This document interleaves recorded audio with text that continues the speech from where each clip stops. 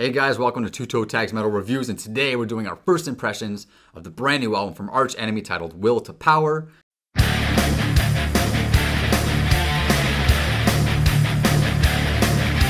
just released it today via Century Media Records. And TV Fish, we've listened to 2 songs already. We did reactions for both videos, so tell me what you're thinking. What are your thoughts going into our first impressions of this album? Alright, so the 2 songs that we listened to being The World Is Yours and The Eagle Flies Alone, you can go check out our reactions. We did them a while ago, whenever they came out. And coming into this album, not sure exactly what to think. I mean, hype levels are a little low. Yeah, hype levels aren't too high. I felt, Eagle Flies Alone was a little bit boring. Meh. It was kind of just very straightforward, nothing spectacular about it. Yeah. I like the energy from The World Is Yours. Yeah. But we'll see how it goes when we listen to the rest of the album, because you never know, there could be some gems in here. I actually did hear another song. They actually streamed a 3rd song on Revolver.com the other day called First Day in Hell. I think that's what it's called. Yeah, First Day in Hell. And I actually like that song more than the other 2 singles. So that actually got my hype levels a little bit lifted up, a little more than normal. So yeah, when you said hidden gems, I think this album might have a few hidden gems. But we're going to go listen to the album for the first time in its entirety. You guys know how we do it. We're going to go do that right now. So check out the listening session. We'll be back in a little bit with our first impressions of Will to Power from Arch Enemy. So we'll be back in just a minute.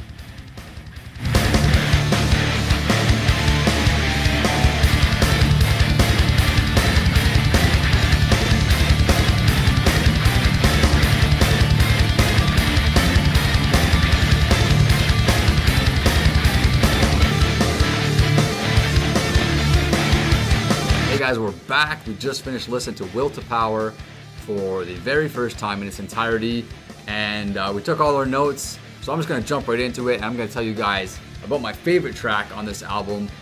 There were some ups and downs on this album, let's just say that, but my favorite track is what I want to focus on here, and that is First Day in Hell, which is a track that I mentioned a minute ago that I've heard earlier, and I said that it got my hype levels up for the album. This track didn't disappoint. This track, when you listen to it, and I really paid attention to it, it's a hype song. Easily the best song on the album, in my opinion. I think it should have been the first song. It was track number 8. I think it would have been an amazing intro track, especially called First Day in Hell. The grooves in this song were awesome. I was really getting into it. It had this really sick gallop, the drums, like the gallop beat. I love gallop beats. The guitar chugs, it was just a little different than the typical strumming riffs that they normally do. I really liked it. It was definitely a change up from other tracks on the album. There's just nice drum work throughout the track. I don't know, there was something about this track that just stood out more. It had a higher energy. Alyssa sounded great. Really liked that album. Track 8 though, man, like it was pushing it too far to the end of the album for my liking. So that's probably the only downfall about the song though. But you know what, I'm not really going to go into too much stuff about tracks I didn't like and things like that. I'll give some final notes, but I want to pass it off to you. You can tell me about, what songs you liked, didn't like. What did you think of the album so far? First impressions, let's go. Alright, well, I enjoyed First Day in Hell as much as you did. I thought that was a great song. I thought it sounded really cool, and it was a good change up from what else we saw on the album. But overall, this album I felt was a little bit underwhelming. Okay. There were a lot of generic metal sounding songs. I mean, if you went to someone and be like, a non-metalhead, and be like, they'd ask, what does metal sound like? Give me an album that sounds like metal that gets me into it. I feel like this and it'd be good. Yeah, I feel this would be a good gateway into like the genre of metal. But a lot of what I heard just sounds like that's it. The one thing that was bugging me throughout the whole album was the lyrics and the song titles were so cheesy. Yeah, like pretty bad. A fight I must win. The world is yours. If you want the world, use your mind and take control. Yeah, like sounds like lyrics you'd write in like grade 8 or something. Yeah, it was very generic. Yeah, it's like, well, I would say the lyrics were lame, not even generic. Yeah, lame. Nothing felt good about listening to the lyrics, but I liked Alyssa's voice. Yeah, it was good. A lot of this album I found was good, but not like great for the most part. First Day in Hell is an exception. I actually like The World Is Yours a lot. Like the song wise, it was really fun to listen to. Yeah. And my opinion of it, since we listened to it as a single, I don't know, I feel it's a great song to just put on to be like, yeah, it's cool, as long as I don't pay attention to the lyrics. Yeah, it's cool. But the interlude tracks, the first one, what was it called? Like Into the Fire. Let's see, Set Flame to the Night. I felt there was nothing special about it. It was just kind of, hey, like there it is. There was nothing that really felt that it was building any hype. It felt so unnecessary. Yeah. There was plenty of songs on this album that had like slow build-up intros that could have been the first song on the album, and you could have scrapped that piece of shit at the beginning. Totally. Exactly. And I felt Saturnine, I'm confused at why this song is on the fucking album. That song blew. Why? It's a minute long of wasted space. Especially because the song right after it, what was it? Yeah. It wasn't First Day in Hell. First Day in Hell was before it. Dreams of Retribution starts like the similar, right? Yeah, it starts slow and builds up. So why have a song that starts slow, First Day in Hell, then an interlude song, which is all slow, and then a song right after that starts slow? Saturnine serves no purpose being there. Why is it there? It's a waste. It's just a waste of time. And it doesn't even sound good. It's not like if they had like a minute of like pure shredding, like Jeff Loomis just ripping it up. Yes, please give us that. But it's just it's trash. It's craps out. Now speaking of Jeff Loomis, I thought the solo work on this album was great.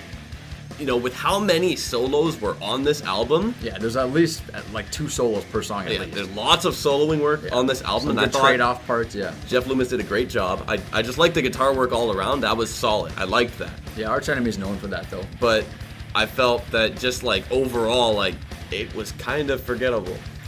You know? Yeah, the fact that, you know, these guys are very schooled musicians. They're very like established musicians. They know what they're doing. They know their way around their instruments. But to me, nothing they do really stands out and pokes me as like, this is unique or this is better than other bands. It doesn't stand out to me in any certain way like that. And that to me is a major downfall for Arch Enemy. Probably gonna get hate for saying that because I know a lot of Arch Enemy fans are gonna watch this video and be like, oh, Vile, you don't know what you're talking about. You're an idiot. But that's just how I've always felt about this band. They're great at what they do. They really are. But nothing they do is like, it's not better than other bands in any way, in my opinion. But yeah, like I felt this album was good but not great. For my first impression at least, remember. Yeah. I think this album has plenty of potential to grow. Exactly. I feel like the more I listen to it, the more I'm going to discover new things and hear like, oh shit, I didn't hear that little guitar lick in there before. I didn't hear that drum roll before. Or, oh, Alyssa's voice in that part was cool. Or I might, you know, hear some lyrics and go, wow, that's actually a really clever line.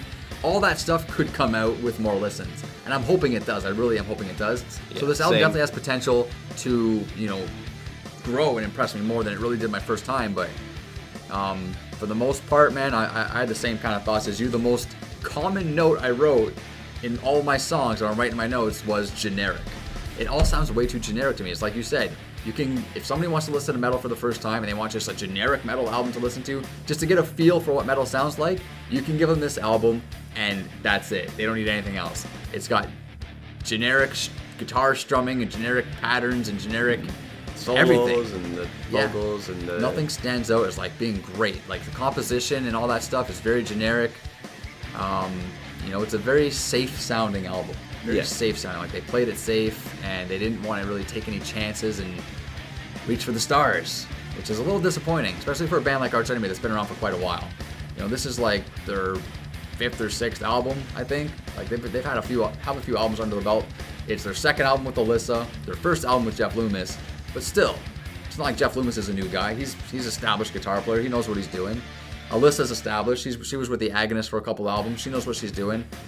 These guys, they shouldn't be playing it safe. They shouldn't be playing it safe. They're at a level now, and that they're at the point where they should be impressing us with every song. I feel.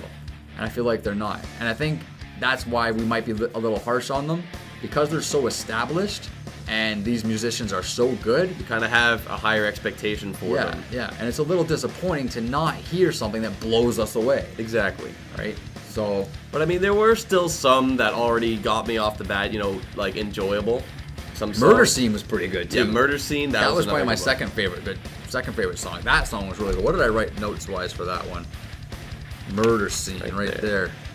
Oh yeah, the solo at the beginning. It starts off kind of slow, then all of a sudden the solo busts in the beginning, And I was like, whoa, that was freaking cool. I found that unique, you know, among anything else that was kind of generic. That was unique, just busting out with a solo right at the beginning, like, oh. And there was that song had a lot of, I don't know if you call it solo work or just like shredding guitar work through the whole song, but like throughout the whole song, like I guess in certain increments or whatever, there was just like crazy shredding going on. Yeah, a lot of embellishment. I love that.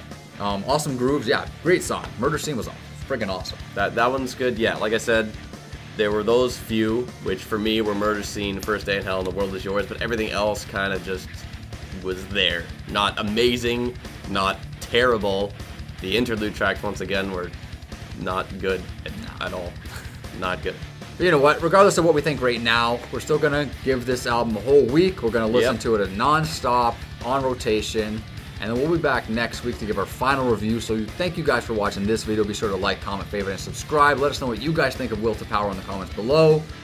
But until we see you guys next time, I'm Vile Self. I'm TV Fish. Later.